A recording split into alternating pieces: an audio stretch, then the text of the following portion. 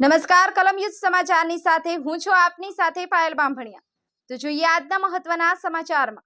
દાહોદ જિલ્લાના સિંગવડ તાલુકામાં તોયણી પ્રાથમિક શાળામાં બાળકીની હત્યાને લઈને બાળકીના પીડિત પરિવારને સાંત્વના આપવા તોયણી ગામના નેતાઓનો મેળાવડો જોવા મળે છે।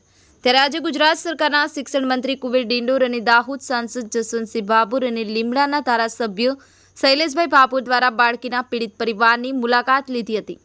ભાજપના તમામ કાર્યકરોને ઉપસ્થિત રહેલા આગેવાનો દ્વારા માસૂમ બાળકીની દિવ્ય આત્માને મોક્ષ મળે તે માટે 5 મિનિટનું મૌન ધારણ કરવામાં આવ્યું હતું। પ્રાપ્ત માહિતી અનુસાર દાહોદ જિલ્લાના સિંગવડ તાલુકામાં આવેલા તોયણી પ્રાથમિક શાળામાં ધોરણ 1માં અભ્યાસ કરતી 6 વર્ષની બાળકી સાથે જે બન્યું છે તેમાં હત્યા કરી મોતને ઘાટ ઉતારનાર શાળાના આચાર્ય ગોવિંદ નટની ગણતરીના કલાકમાં જ દાહોદ પોલીસ દ્વારા ધરપકડ કરી લેવામાં આવી છે।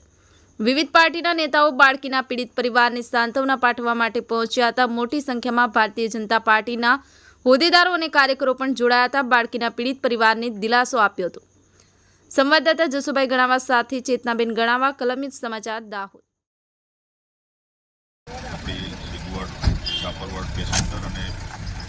ધોરણી પ્રાથમિક શાળામાં જે ઘટના બની એનું દુઃખ વ્યક્ત કરું છું। સાથે સાથે આજે અમારા વહીવટીતંત્ર અને અહીંના સાંસદ જસવંતસિંહ ભાભોર સાહેબ અને લીમખેડા ધારાસભ્ય શૈલેષભાઈજી અને અમારી પૂરી ટીમ વહીવટીતંત્ર અને શિક્ષણ વિભાગના મિત્રો, શિક્ષક મિત્રો બધા સાથે મળીને આજે પરિવારને સાંત્વના આપવા માટે આવ્યા છીએ। પરિવારને અમે દિલાસો આપ્યો છે। પરિવારને પૂરો ભરોસો છે। કેટલાક આવા રાજનીતિનો વિષય અમારા માટે નથી, અમારા માટે આ સભ્ય સમાજ માટે, શિક્ષણ વિભાગ માટે શરમજનક ઘટના છે। એને અમે વખોડી કાઢીએ છીએ અને આપણી જે ઈશ્વરભાઈ, ભારતભાઈ અને પરિવાર પર જે આફત આવી પડી છે, જે દુઃખ સહન કરવાની શક્તિ ભગવાન એમને